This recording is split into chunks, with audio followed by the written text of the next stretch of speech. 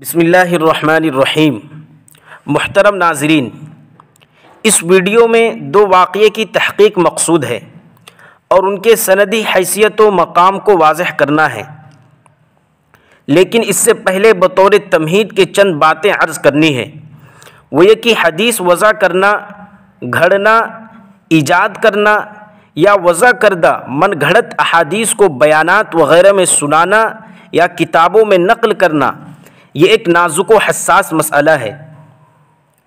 کتاب اللہ کے بعد چونکہ دین کی دوسری بنیاد سنت رسول اللہ ہی ہے، لہٰذا اس کی درخشاں زمین پر کسی ابر سیاہ کا مہیب سایہ ڈالنا دین حنیف کی شفافیت و خالصیت کے لیے سنگین خطرہ اور چیلنج پیدا کرتا ہے۔ یہی وجہ ہے کہ نبی صلی اللہ علیہ وسلم نے اس بارے میں جو تنبیہ فرمائی ہے اس کے الفاظ بہت سخت ہیں۔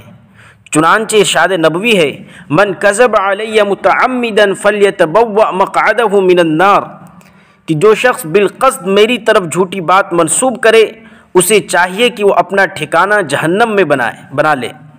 ناظرین، یہاں میں وضاحت کر دوں کہ اس میں کوئی دو رائے نہیں کہ دعوت دین اور تبلیغ دین میں وعظ و نصیحت کے کردار کو نظر انداز نہیں کیا جا سکتا۔ اسی طرح معاشرے میں پائے جانے والی خرابیوں کو دور کرنے، قوم کی بدعملی اور بے عملی کو ختم کرنے، خوابیدہ جذبات کو بیدار کرنے اور مایوسی اور مردنی کی کیفیات سے دوچار ملت میں زندگی اور عمل کی روح پھونکنے اور ایک بہتر معاشرے کی تشکیل میں وعظ و نصیحت ایک اساسی عامل ہے۔ عوام میں تقاریر و خطبات سے اثر پذیری کی تاریخ رہی ہے۔ خود اللہ نے اپنے نبی صلی اللہ علیہ وسلم کو وعظ کا حکم دیا ہے۔ ارشاد باری تعالی ہے، وَعِظْهُمْ وَقُلْ لَهُمْ فِي أَنفُسِهِمْ قَوْلًا بَلِيغًا، لیکن مجمع کی واواہی لوٹنے، اپنا علمی رعب و تسلط قائم کرنے اور خلق خدا کو اپنے کمال و ہنر سے مرعوب کرنے کے لیے واہیات و خرافات اور موضوعات و من گھڑت روایات کا سہارا لینا انتہائی خطرناک عمل ہے۔ انہی بے اصل و بے سند واقعات میں سے دو واقعے کی تحقیق کرنی ہے۔ پہلا واقعہ، ایک عورت کا آپ صلی اللہ علیہ وسلم پر کوڑا پھینکنا اور راستے میں کانٹے بچھانا۔ مفصل واقعہ اس طرح ہے کہ ایک بوڑھی عورت تھی جو ہمارے نبی صلی اللہ علیہ وسلم پر روزانہ کوڑا پھینکا کرتی تھی۔ ایک دفعہ آپ صلی اللہ علیہ وسلم وہاں سے گزرے، لیکن اس بوڑھی عورت نے کوڑا نہیں پھینکا۔ تو آپ صلی اللہ علیہ وسلم نے لوگوں سے پوچھا کہ وہ عورت کہاں ہے؟ تو بتایا گیا وہ بیمار ہے۔ تو حضور صلی اللہ علیہ وسلم اس کی عیادت کے لیے تشریف لے گئے اور اسے دعائیں بھی دی۔ جب اس بڑھیا نے آپ صلی اللہ علیہ وسلم کا یہ اخلاق کریمانہ دیکھا تو ایمان لے آئی۔ یہ واقعہ اتنا مشہور ہے کہ بچوں سے لے کر بوڑھوں تک کو زبانی یاد ہے۔ اگر کسی مقرر کو تقریر کے لیے اخلاق مصطفیٰ دیا جائے تو اس روایت کو بیان کیے بنا اس کی تقریر ہی مکمل نہیں ہوگی، اور ہو گئی تو ایک انوکھی بات ہے۔ دوسرا واقعہ، ایک ضعیفہ کا آپ صلی اللہ علیہ وسلم کے اخلاق سے متاثر ہو کر ایمان لانا۔ واقعے کی تفصیل اس طرح ہے کہ مکہ مکرمہ میں ایک بوڑھی عورت رہتی تھی۔ اس نے سنا کہ بنی ہاشم میں ایک شخص نے نبوت کا دعویٰ کیا ہے اور وہ ایسا جادوگر ہے جو لوگوں کو ان کے آبا و اجداد کے دین سے پھیرتا ہے۔ پھر اس نے اس ڈر سے کہ کہیں میں بھی اس کی دعوت سے متاثر ہو کر اپنے آبا کے دین سے نہ پھر جاؤں، سامان اٹھا کر گھر سے نکل پڑی۔ راستہ چلتے جب آپ صلی اللہ علیہ وسلم کی نظر اس بڑھیا پر پڑی تو آپ نے آگے بڑھ کر اس کا سامان اٹھا لیا اور اس سے پوچھا کہ کہاں جانا ہے اور شہر چھوڑنے کی وجہ معلوم کی۔ تو اس نے ساری بات بتائی تو آپ صلی اللہ علیہ وسلم نے کہا کہ وہ نبی میں ہی ہوں۔ وہ بوڑھی عورت آپ صلی اللہ علیہ وسلم کے اخلاق دیکھ کر حیران ہو گئی اور سوچنے لگی کہ اتنے عمدہ اخلاق والا شخص جادوگر کیسے ہو سکتا ہے، اور وہ مسلمان ہو گئی۔ ناظرین، یہ دونوں واقعات حدیث کی کسی کتاب میں موجود نہیں، بلکہ کسی ضعیف حدیث میں بھی اس طرح کا کوئی واقعہ مذکور نہیں ہے۔ علماء اہل سنت والجماعت، علماء دیوبند کے ملک اور بیرون ملک کے تمام معتبر اداروں اور دارالافتاؤں نے جیسے دارالفتہ دارالعلوم دیوبند، دارالفتہ جامعۃ العلوم الاسلامیہ بنوری ٹاؤن کراچی، دارالفتہ جامعۃ الرشید، ان تمام معتبر اداروں نے ان واقعات کے کسی حدیث میں ثبوت سے یا تو انکار کیا ہے یا لا علمی کا اظہار کیا ہے۔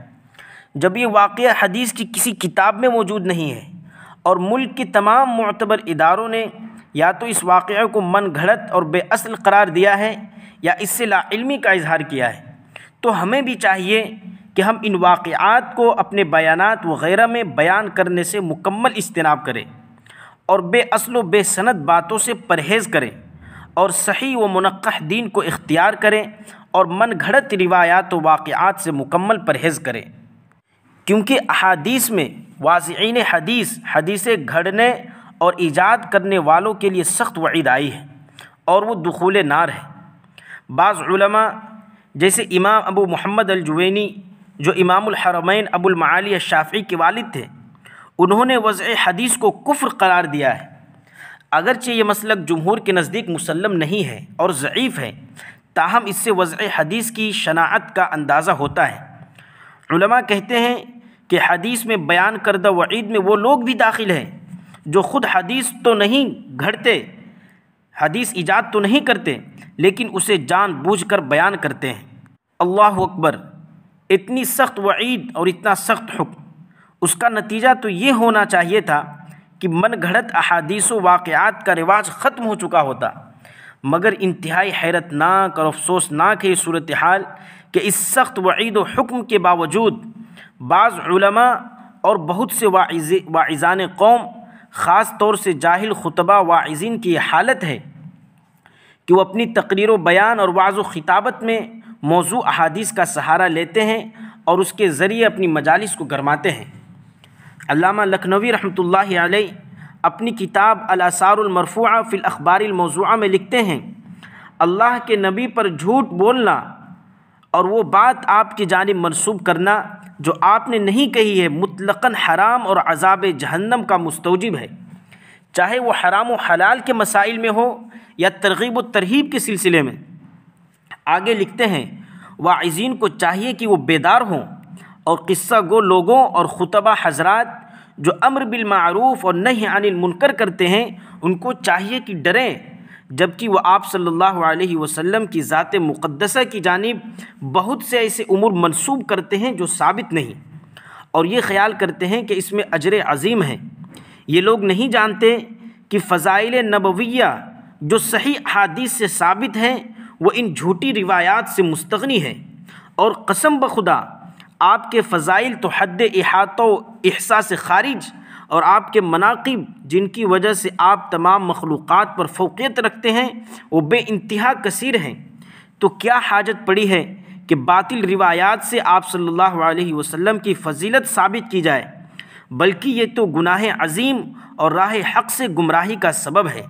اللہ رب العزت ہم سبوں کی من گھڑت اور بے اصل و بے سند روایات و واقعات کو بیان کرنے اور سننے سنانے سے حفاظت فرمائے اور صحیح اور منقح دین کو اختیار کرنے کی توفیق نصیب فرمائے۔